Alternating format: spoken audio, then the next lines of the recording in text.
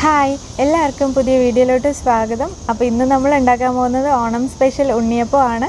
ഇത് അമ്മയുടെ റെസിപ്പിയാണ്. ഇത് പണ്ട് മുതലേ ഞങ്ങൾ എപ്പോഴും ഈ ഒരു രീതിയിലുള്ള ഉണ്ണിയപ്പമാണ് കഴിച്ചു വരുന്നത്. അപ്പം ഇത് വളരെ എളുപ്പത്തിൽ തന്നെ ഉണ്ടാക്കിയെടുക്കാൻ പറ്റും, അതേപോലെ തന്നെ നല്ല ടേസ്റ്റിയുമാണ്. നിങ്ങളെല്ലാവരും ട്രൈ ചെയ്ത് നോക്കണേ. അപ്പോൾ ഇതിൻ്റെ റെസിപ്പിയിലോട്ട് കിടക്കാം. അപ്പോൾ ഉണ്ണിയപ്പം ഉണ്ടാക്കാൻ വേണ്ടിയിട്ട് 1 കപ്പ് പച്ചരിയാണ് ആദ്യം വേണ്ടത്. അത് നമ്മൾക്ക് നന്നായിട്ടൊന്ന് കഴുകിയെടുക്കാം. കഴുകിയതിന് ശേഷം ഒരു 2 മണിക്കൂർ കുതിർക്കാൻ വെക്കണം.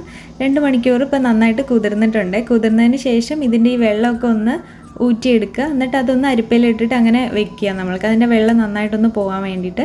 അപ്പോൾ ഈ സമയം കൊണ്ട് നമ്മൾക്കിനി ഒരു പാത്രത്തിൽ കുറച്ച് നെയ്യ് ഒഴിക്കുക. ഞാനിവിടെ ഇത് മൊത്തത്തിൽ നെയ്യ് ഒഴിച്ചിട്ട് വേണമെങ്കിൽ വറുക്കാം. ഞാൻ 1 ടേബിൾ സ്പൂൺ നെയ്യും 1 ടേബിൾ സ്പൂൺ എണ്ണയും കൂടിയിട്ടാണ് ഒഴിക്കുന്നത്.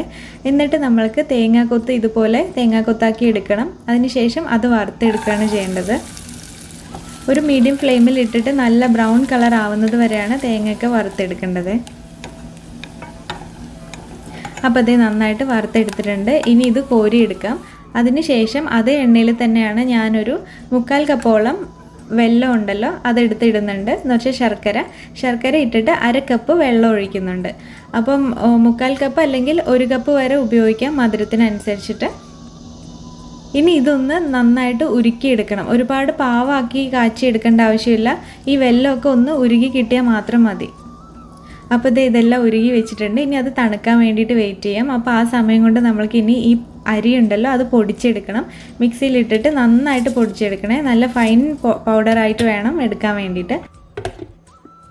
അപ്പോൾ ഇത് നന്നായിട്ട് പൊടിഞ്ഞു വന്നിട്ടുണ്ട്. ഇനി ഇത് നമ്മൾക്കൊരു പാത്രത്തിലോട്ട് മാറ്റാം. അതിനുശേഷം ഇതിനകത്ത് കട്ടകളൊക്കെ ഉണ്ടാവില്ലേ, അതൊക്കെ ഒന്ന് പൊടിച്ചെടുക്കുക. അതിനുശേഷം ഒരു 2 നുള്ളു ഉപ്പ് ചേർക്കുക. അത്രയും ചേർത്താൽ മതി. മധുരം ഒന്ന് ബാലൻസ് ചെയ്യാൻ വേണ്ടിയിട്ടാണ്.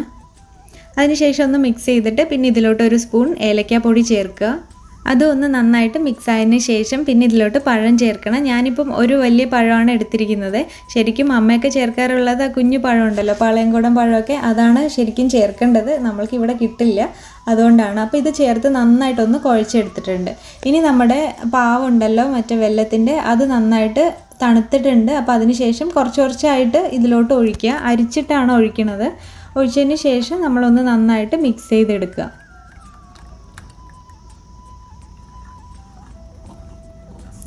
അപ്പോൾ ഇത് നന്നായിട്ട് മിക്സ് ചെയ്തിട്ടുണ്ട്. ഇനി നമ്മൾക്കിതിലോട്ട് വറുത്ത തേങ്ങ ഉണ്ടല്ലോ അതും കൂടെ കൊട്ടിയിട്ട് വീണ്ടും ഒന്ന് മിക്സ് ചെയ്യാം.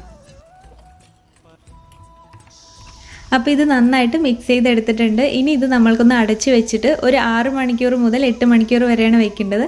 നല്ല ചൂട് കൂടുതലുള്ള സ്ഥലമാണെങ്കിൽ ഒരു 6 മണിക്കൂർ വെച്ചാൽ തന്നെ മതിയാവും. ഇനി ഉണ്ണിയപ്പത്തിൻ്റെ ചട്ടി അടുപ്പിൽ വെച്ചിട്ട് അത് ചൂടായതിന് ശേഷം അതിലോട്ട് എണ്ണ ഒഴിക്കുക. ഒരു പകുതിയോളം എണ്ണ ഒഴിക്കുന്നുണ്ട് ഞാൻ. നെയ്യിൽ വേണമെങ്കിൽ ഉണ്ടാക്കാം. ഞാനിപ്പം 1 സ്പൂൺ നെയ്യ്, 1 സ്പൂണും ഇല്ല, കുറച്ച് നെയ്യാണ് എല്ലാ ഇതിലും ഇങ്ങനെ ഒഴിച്ചു കൊടുക്കുകയാണ് ചെയ്യുന്നത്. അപ്പം നെയ്യിൻ്റെ മണവും കിട്ടും. അതേപോലെ എണ്ണ ഒരുപാട് അങ്ങനെ നെയ്യിൻ്റെ ആ ഒരു ഇതുണ്ടാവില്ലല്ലോ. അപ്പം എണ്ണ ചൂടായതിന് ശേഷം പിന്നെ നമ്മൾക്ക് ഇത് ഒഴിച്ചു കൊടുക്കാം. മാവ് ഇങ്ങനെ ഓരോ കയ്യിലായിട്ട് ഒഴിച്ചു കൊടുക്കാം.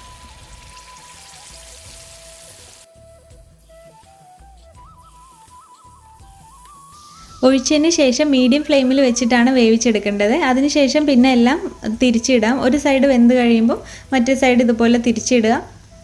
എന്നിട്ട് 2 സൈഡ് നന്നായിട്ട് വെന്ത് കഴിയുമ്പോൾ എടുക്കുക. പണ്ട് ഹോസ്റ്റലിൽ പഠിച്ചിരുന്ന സമയത്ത് അമ്മ ഇതുപോലെ ഉണ്ണിയപ്പം ഉണ്ടാക്കിയിട്ട് കൊടുത്തയക്കും.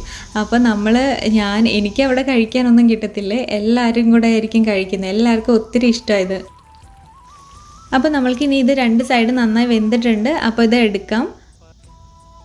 അതിനുശേഷം അതേപോലെ തന്നെ ബാക്കി മാവും കൂടെ ഉണ്ടാക്കണേ. അപ്പോൾ അത്രയേ ഉള്ളൂ. നമ്മുടെ ഉണ്ണിയപ്പമൊക്കെ റെഡി ആയിട്ടുണ്ട്. നല്ല ടേസ്റ്റി ആയിട്ടുള്ളൊരു വിഭവമാണ്. അതേപോലെ തന്നെ നല്ല എളുപ്പത്തിൽ തന്നെ ഉണ്ടാക്കാം. അധികം ചേരുവകളൊന്നും വേണ്ട. ശരിക്കും പറഞ്ഞാൽ 3 ചേരുവകൾ ഉണ്ടെങ്കിൽ തന്നെ ഉണ്ടാക്കിയെടുക്കാൻ പറ്റുന്നതാണ്. അതേപോലെ നല്ല സോഫ്റ്റ് ആയിട്ടുള്ള ഉണ്ണിയപ്പമാണ്.